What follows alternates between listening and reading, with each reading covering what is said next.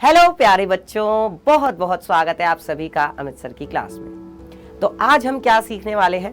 संख्याओं की तुलना करना। ठीक है, संख्याओं की तुलना करेंगे।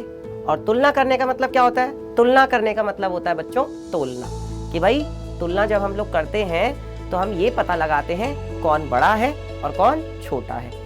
तो इसी तरीके से अब देखिए भाई, बड़ा और छोटा पता लगाने के लिए या कोई चीज अगर बराबर है उसको पता लगाने के लिए हमने ये पढ़ा था कि हम 3 चिन्ह प्रयोग करते हैं। अगर कोई 2 चीजें आपस में बराबर हैं तो हम बराबर का चिन्ह लगाते हैं। अगर एक चीज छोटी है और दूसरी चीज बड़ी है, मतलब मान लीजिए कि बाईं वाली चीज छोटी है और दाईं वाली चीज बड़ी है, तो हम कौन सा चिन्ह लगाते हैं? हम ये वाला चिन्ह लगाते हैं। और अगर मान लीजिए कि दाईं वाली चीज छोटी है और बाईं वाली चीज जो है वो बड़ी है, तो हम कौन सा चिन्ह लगाते हैं? तब हम ये वाला चिन्ह लगाते हैं।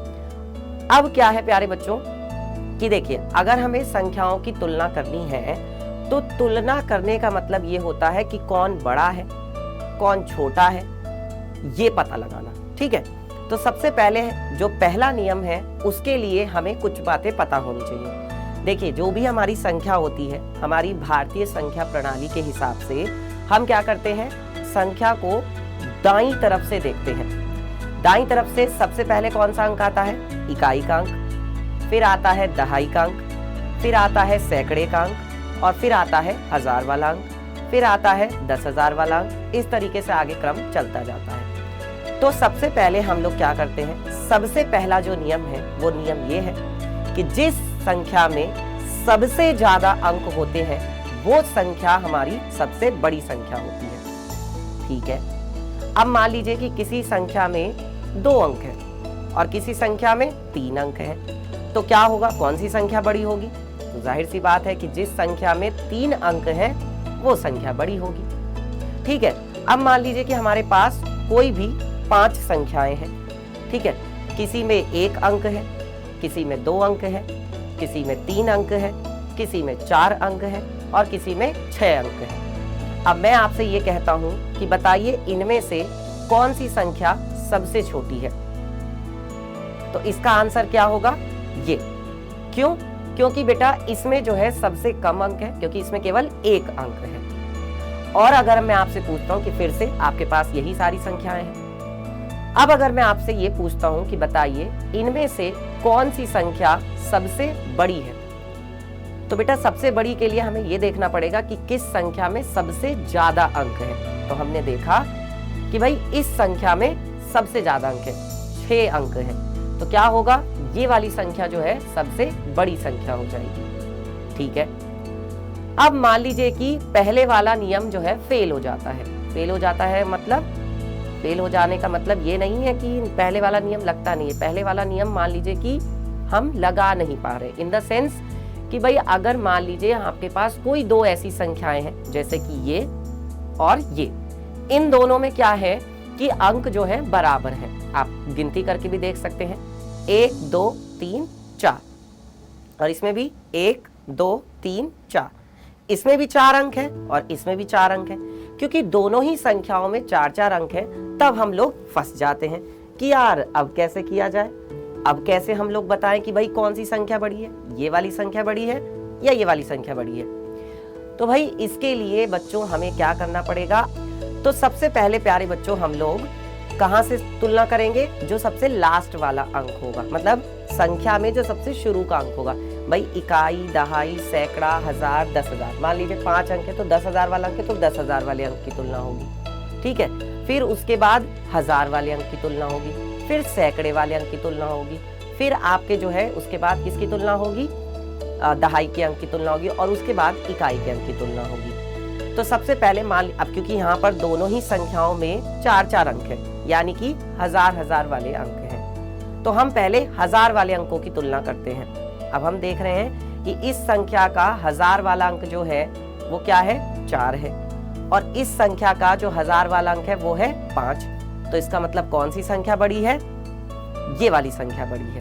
ठीक है, अगर मान लीजिए कि हमारा जो दूसरा नियम है अगर वो भी नहीं लग पा रहा है, दूसरा नियम क्या था कि भाई अगर सबसे पहला अंक दोनों में एक जैसा हो जाए तब क्या करेंगे? जैसे मान लीजिए एक संख्या ये है और एक संख्या ये है, अब दोनों ही संख्याओं को अगर हम ध्यान से देखें तो बेटा दोनों ही संख्याओं में क्या है कि इसके अगर हम पहले वाला अंक देखें, सबसे पहला जो अंक है, तो हम देख रहे हैं कि वो तो दोनों में समान है, इसमें भी 4 है और इसमें भी 4 है। तो अब हम क्या करेंगे, अब हम बच्चों दूसरा अंक देखेंगे। अब दूसरा अंक अगर देखें तो यहाँ पर दूसरा अंक जो है वो क्या है, बड़ा है। किससे, इस वाली संख्या से। इसका मतलब क्या होगा कि ये वाली जो संख्या है वो इस संख्या से बड़ी होगी, और क्योंकि ये वाली संख्या बड़ी है तो इधर की तरफ मुंह खुलने वाला ऐसे चिन्ह लगा देंगे इन दोनों संख्याओं के बीच में। ठीक है, अच्छा तो यहां तक सबको समझ में आ गया। आई होप कि आप सभी को यहां तक इतना समझ में आ गया होगा। अब बच्चों अगला नियम देखते हैं। अगर मान लीजिए कि दूसरा अंक भी समान हो जाए तब क्या करेंगे। अगर मान लीजिए दूसरा अंक भी समान हो जाए तो फिर हम आगे बढ़ जाते हैं, हम तीसरा अंक देखते हैं। कैसे कि भाई मान लीजिए कि आपके पास कोई दो संख्या है, एक ये और एक ये। ठीक है, अब हमने इनका पहला अंक देखा, दोनों में बराबर है, इसमें भी 5 है, इसमें भी 5 है। फिर हमने इसका दूसरा अंक देखा, दोनों ही संख्याओं का, इसमें भी 2 है और इसमें भी 2 है। तो अब हम क्या करें, अब हम आगे बढ़ जाते हैं, अब हम तीसरा अंक देखते हैं। तो अगर हम तीसरा अंक देखें तो यहाँ पर क्या है, 4 है और यहाँ पर क्या है, 6 है। इसका मतलब ये वाली संख्या जो है वो इस संख्या से बड़ी है। ठीक है, तो इस तरीके से प्यारे बच्चों हम लोग संख्याओं की तुलना करते हैं। आई होप कि आप सभी को यहाँ तक अच्छे से सारी चीजें समझ में आई होंगी कि संख्याओं की तुलना कैसे की जाती है। फिर से समझिए कि भाई तुलना करने का मतलब क्या है बेटा, तोलना एक तरह से कि कौन बड़ा है और कौन छोटा है। ठीक है, अब एक बात और समझते हैं, एक बार फिर से रिवाइज करते हैं कि देखिए सबसे पहले हम लोग क्या करेंगे, ये देखेंगे कि किस संख्या में सबसे ज्यादा अंक हैं, वो सबसे बड़ी होगी, जिसमें सबसे कम अंक होंगे वो सबसे छोटी होगी।